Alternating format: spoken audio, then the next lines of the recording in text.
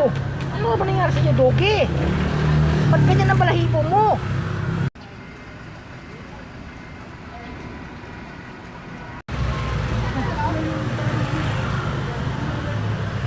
Ba't wala ka ng balahibo, Dogi? Ano ba yan? Sino ba may gawa sa'yo, Dogi?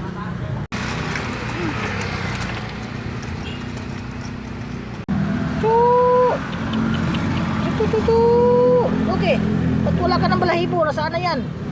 Nasaan na yung mga balahibo mo, Dogi?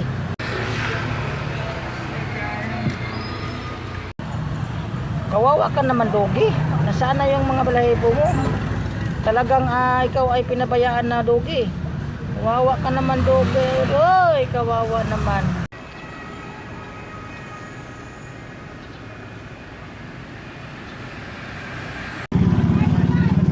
So ayan po mga guys, itong si Dogi po mga guys na wala na pong balahibo po mga guys. Dito lang po siya makikita sa may barangay 28, may Paho, Caloocan City po.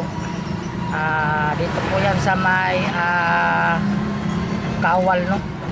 Kawal Street. So ayan po mga guys, sana po ito po nga asong ito ay ma-rescue po siya. Dahil siya po ay pinabayaan na po ng may-ari. Sa mga gusto pong mag-rescue, ayan po, mag-comment lang po sa aking videos at siya po ay aking sasamahan.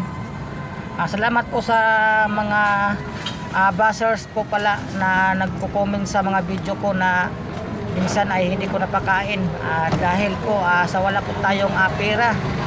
So ang ating pong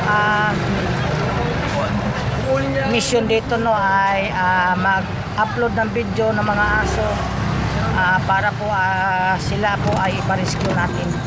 So hanggang dito lang po ang ating videos. Salamat po mga guys. Bye bye.